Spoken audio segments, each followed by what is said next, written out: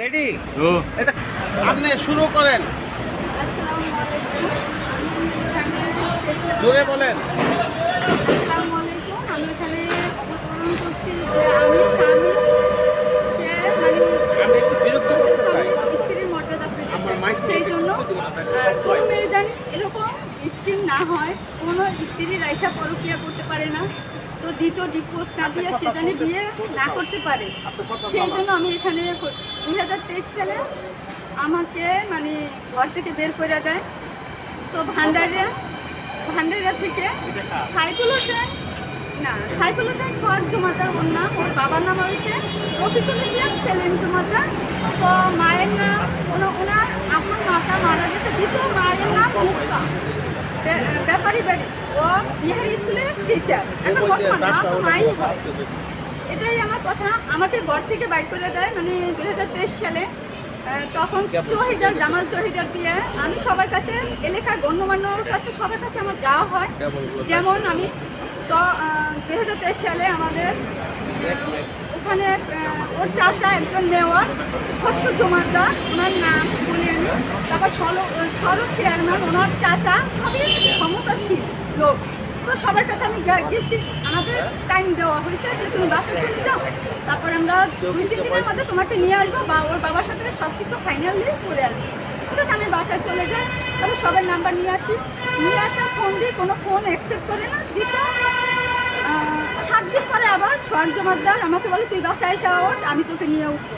তো আমি তখন তার বাসায় গেছি, যার পরে আমাকে সোহাগ নিয়ে কতক্ষণ কথা বলছে। এর মধ্যে ওর বাবা সেলিম জমাদ্দার, সে আমাকে কি ঘুম থেকে উঠলো, আমি সালাম দিলাম, সোফায় বসা ছিলাম, সালাম দিয়ে আমি বাবা কেমন আছেন, সে ঘর থেকে বের হয়ে গেল।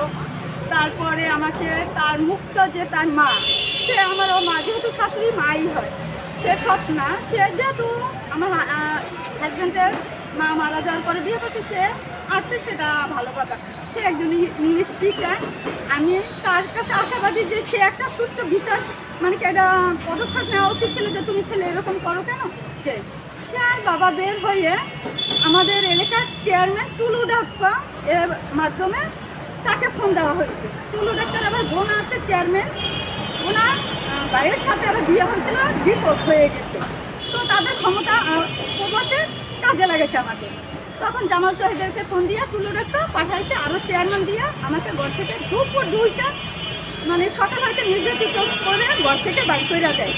তারপরে আমি আর ঘরে ফিরে যাইতে পারি না। তবে আমার বাবার বাড়িতে অনেক লোক পাঠানো হয় ভয়ভীতি দেখানোর জন্য। তার আমার ভিডিও ধারণ করে তারা করবে, এগুলো মুখ খুলতে না বসে, আমি এই মেয়েকে কি উঠাবো পরে। কিন্তু এভাবে অনেক সময় নষ্ট করি আমি বাসায় বসে থাকার। বাসায় থাকি, বাবার কথা শুনতে হয়, মায়ের কথা শুনতে হয়, সবার কথা, যার কথা কখনো না শুনতে, তাদের কথা শুনতে হয়। আমার পাশে যখন আমি স্কোয়ারে জব করি, 2015 সালে জয়েন দিই, 2019 সালে আমি প্রবাস থেকে আসি স্কোয়ারের মাধ্যমে। আসার পরে আমার সেই কোনো বোনের টাকার কথা শুনে গটুক কাছে যে নজরুল ওর মাধ্যমে এই বিয়েটা আমাদের হয়। তারপরে আজ উঠাবো, কাল উঠাবো, অনেক দীর্ঘ সময় তারা পার করে দেয়। কিন্তু আমার যতদিন টাকা পয়সা ছিল, ভালোবাসাও ছিল। আর সে আমার টাকা পয়সা না, আরও অনেক মেয়ের কানের দুল বেচা টাকা খাইছে। এক মেয়ের খালা সব ডকুমেন্টসও আছে এবং তাদের ফোন নাম্বার আছে। তারা কোনো দিন মুখ খোলে না, এত মেয়ের জীবন নষ্ট করছে, কোনো দিন মুখ খোলে না কেন? তারা খুব ক্ষমতাশীল, চেয়ারম্যান, মেম্বার, থানা, পুলিশ সবই তাদের হাতের কন্ট্রোলে। সেই জন্য আমাকে ঘর থেকে বাড়ি করার পরে আমি বলছি আমি মামলা দেবো। বলে কি আমি হাতের ব্যাস খুলে রাখছি, আমি প্রস্তুত, দেখি তুমি কী করতে পারো। জীবনে আমাকে থানাতে দূরের কথা, কোনোদিন কাস্টডিতে আমি উঠবো না। আমি বলছি আমাকে সসম্মানে তুমি নিয়ে যাও। আমাকে বলছে ঠিক আছে তুমি ঢাকা চলে যাও, তোমাকে ঢাকা থেকে আমি নিয়ে আসবো। আমার খুলনা বাড়ি আছে, সেখানে রং টান করছি, ভাড়াটিয়া 1.5 কেজি নাকি প্যারাক মারে, সেই রং টান করে, সেই বিভিন্ন অজুহাত আমাকে দূরে সরাই সে বিয়ে করবে, সেই পরিকল্পনা। যখন আমি ঢাকা গেছি, সে আমাকে ফোন আমার ফোন ধরে না। ওই মেয়ের সাথে মাটিভাঙ্গা মাল্লারহাট একদিন যায়, আর রাজাপুর এক মেয়ের কাছে যায় একদিন, দুদিকে ওদের। আমি এক ওয়াই, তো একটা মেয়ে কতটা ধৈর্যশীল হতে পারে যখন শুনলাম যে সে আমাকে একজনের ফোন দিয়ে বলে কি তোমার হাজব্যান্ড বিভিন্ন মেয়ের কাছে যায়, ভাবি তোমার কপাল ফুটছে, তখন আমি ঢাকা থেকে চলে আসি। যে আমার এত দুষ্ট ভাবে কথা বললে আমাকে দূরে সরাই দিয়ে আজকে এই কাহিনীগুলো করতে আসে। পরে ওরে আমি ফোন দিচ্ছি, বলতে তুমি কার ওর আইডি, আমার আইডি সেম ছিল ফেসবুক আইডি, সেই আইডিটা আমি ওপেন করে ফেলেছি। ও রাত 10টার পরে কথা শুরু করতো, ফজর টাইমে আমি নামাজ পড়তাম, তখনও সে কথা বলি। আমি আবার ফোনে বলি যে তুমি এত কার সাথে বলো, আমেরিকা লন্ডনে তার মামু খালা চাচা সব কথা বলে, মানে সে একটা প্রতারক চক্র। সেটা কেউ মানে ক্ষমতার জোরে কখনো লাইটেও আসে না, আর ইয়েও হইতে আসে না। আর আমাকে মিথ্যে কথা বলতে শিখাইছে যে এখন এই মুহূর্তে আমি বিয়েটা করছি, যে এখন জানে না রহমান ফুপার ছেলে যখন বিয়ের দিন উঠে আনবে তারপরে দিন আমি তোমাকে সসম্মানে নিয়ে আসবো। কিন্তু তারপরেই গ্যাঞ্জাম শুরু হয় এরকম। তো আমি ওপেন আইডি করার পরে আমি দেখি ওর রাত জেগে অনেকগুলো কথা বলে, সেই সব অনেক মেয়ের তথ্য আমার কাছে চলে আসে।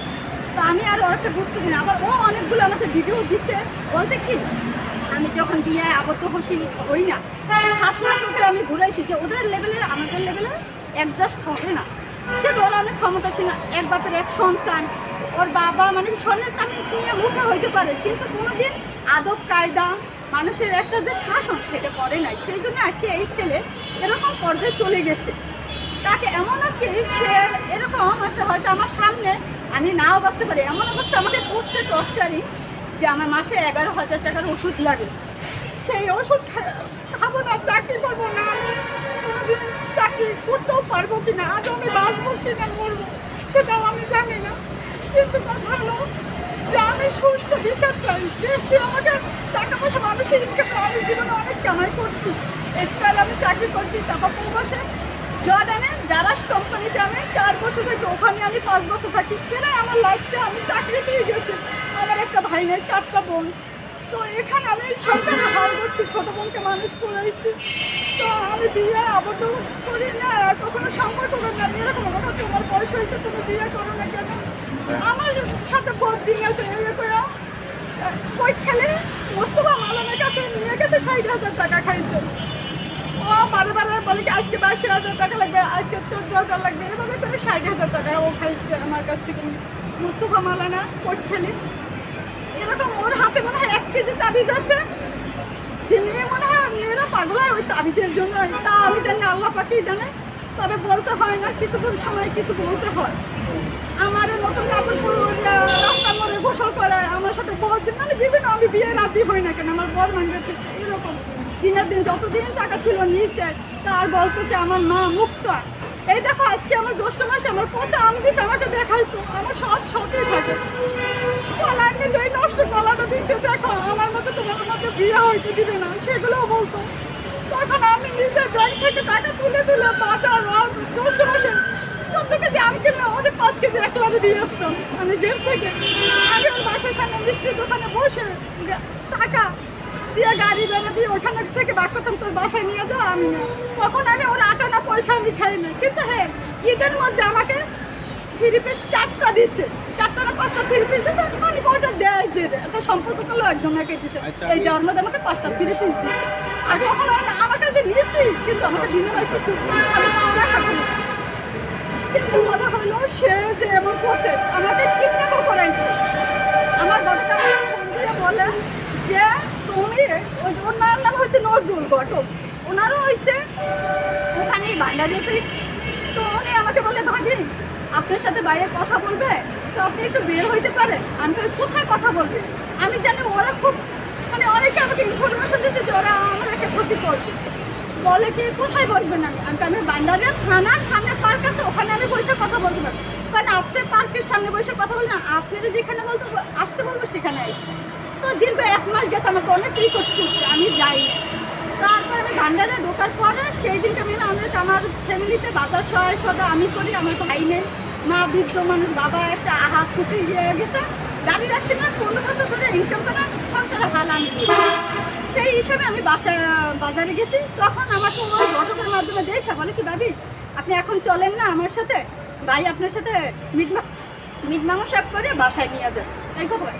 আমি তো বাজার করছি, আমি বাসায় রাখা আসতে আসতে এই কথা। তো আপনি কিন্তু কাউকে জানাইয়েন না, সেই কথা বলে আপনি কাউকে জানেন না। তখন আমি বাসায় এসে তাড়াতাড়ি বাজার রেখে আমি এই বোরকাটাই সেন্ড করা ছিল। আমার মাকে বলতে আসছি, মা এগুলো রাখো, মাছ নিয়েছি, অনেক কিছু পুরো মাসিক বাজার করছে। রাখার পর আমি রনেজ মাকে কোথায় যাচ্ছি তুই জলদি জলদি, আমি যাইতেছি এক জায়গায়, কিন্তু মা আমার বেস্ট ফ্রেন্ড, আমি যা কিছু করি না কেন আমার মার সাথে আমি শেয়ার করি। তা আমার মা আমার যেহেতু সব গার্জেন হতো, আমার বাবা অতটা বুঝে না। তখন আমার মার কাছে মাটা কি তুই একলাই যাস? আমি তো হ্যাঁ যাই। তা তুমি কি যাবে নাকি এটা বলি, বলার পর হ্যাঁ আমি যাবো। যাওয়ার পর্যায়ে তখন আমার মা বোরকাটা করলো এই রূপটা, আমরা সিএনজি অটো, গ্রামে তো অটো নিয়ে আমরা বান্ডাইরা কোলপাড়ে ব্রিজের গোড়া পর্যন্ত গেছি। ওখান থেকে আমার হাজবেন্ড মানে পলিটিক্স যেটা ওই ঘটক নিয়ে আলাল খলিফার বাড়ি, যেই মেয়ের সাথে এই মেয়ের সাথে সম্পর্ক দিন যাপন করে, এই মেয়ের বাড়ি দুলাভাইয়ের বাড়িতে আমাকে সেখানে একটা লোক মারা যায়, আমি তো চিনি না। সেদিনকে আমার যাওয়া পুরুষ নিয়ে আসে, সেখানে যাইয়া আমার মা ওয়াশরুমে যাবে। তখন আমার মা বলতেছে যে ও আসলো না, ও গেল বসেন আসবে আমি, এই কথা বলে ভিতরে আমাকে ওয়াশরুমে যাবে। বাইরে একটা ওয়াশরুম, ভিতরে রুমের মধ্যে একটা ওয়াশরুম ওদের বাসায়, ওর দুলাভাইয়ের বাড়ি। বাইরের ওয়াশরুম না দেখে সে ভিতরের মধ্যে পলিটিক্স করে নিয়ে গেছে। নিয়ে যেয়ে বাইরে থেকে আমার যে নজরুল ঘটক বাইরে থেকে তালা মেরে ফেলা হয়েছে, সামনে থেকে তালা মেরে দুজন মহিলা আমরা আটকে গেছি ভিতরে। তো আটকা অবস্থায় এখন কী করি, যেহেতু আমার স্যামসাং Vivo 21 একটা ফোন ছিল, আমার আরও একটা ফোন ছিল। আমি ওই একটা মোবাইল আমার একটু যখন দরজা লাগাচ্ছি তখন আমি অডিও চালু করে ফেলাই, রেকর্ডিং। তো রেকর্ডিং চালু করে আমি একটা বুকের মধ্যে রাখি। আর আমার যে মেইন ফোনটা ছিল Vivo 21, সেই ফোনটা মানে আমার হাত থেকে অনেক ডকুমেন্টস ছিল, এইসব আরও অনেক কিছু ছিল আমার কাছে। সেগুলো মোবাইলটা আগে নিয়ে আমাকে চেয়ারের সাথে হাত বাঁধছে, পা বাঁধছে, এবং আমার মুখে এখনও আপনারা স্পট দেখবেন, এখানে আমাকে ছুটি দেওয়া হবে এবং আমাকে অনেক টর্চার করছে যে আমি সব দেখাইতে পারবো, কোনো আমার ইয়ে নেই। তখন মানে আমি অনেক চিন্তা করি আমার মাকে, আমার মেয়েকে কী করো, আমার মেয়েকে কী করো, আমার মেয়ে কী করছে তোমাদের। একটা মা তো চাইবে তার সন্তানকে বাঁচানোর জন্য। তখন বারবার আমার মা খুবই অসুস্থ, সে তো গায়ের উপর পরে তাকে মানে ওলার সাথে চাক দিয়ে বেশ করে ফেলাই। আলার খলিফার নজরুল, তারপর আলার খলিফার ভাই ওখানে, আর আমি চিৎকার করে তো সব দরজা জানলা বন্ধ ছিল, একটা জ্বালানা আল্লাহ রশিদ রহমত যেই রুমটা আটকেছে একটা জ্বালানা খোলা ছিল। সেখান থেকে সবাইকে এত শব্দ আসে কিসের জন্য, এমনভাবে পলিটিক্স কাছে পাশের বাড়ি একটা লোক মারা গেছে, সেই দিনকে যদি কোনো মানুষ আসে না, এই পলিটিক্সটা সে করছে। করার পরে একজনে ওখানে এমন জ্বালানা থেকে দিছে, আমি কখনো আমি জানিও না যে এখানে আমাদের এক আত্মীয়ের বিয়ে হয়েছে, কখনো আমি জানিও আর চিনিও না। এখন দেখি আমার চেহারা, আমাকে বুকু আমার বাচ্চা, উনি আবার কী হয়েছে আমি বলি আমার এক আব্বুর মানে আব্বুর মামা তো বোন ওখানে বিয়ে হয়েছে, আমি কখনো দিন তার নামও বলতে পারিনি। আমি জন্মতে আমি রামপুরাতে বড় হয়েছি, আমি ঢাকাতে আমি ভোটার আইডি কার্ড সবই আমার এই জীবন লাইফটা এখানে, যতটুকু লেখাপড়া করছি সবই এখানে। তারপর সে ফোন দিয়েছে আমার এক বোনের বাসায়, সেখানে দৌড়ে গেছে, এই তোর বোনের আটকাইয়া মাইরে ফেলাইতেছে, তাড়াতাড়ি বাস আসছে না। তোর কথা শেষ হবে না, আপনার কথা শেষ হবে না, এক কথা শেষ হবে আপনি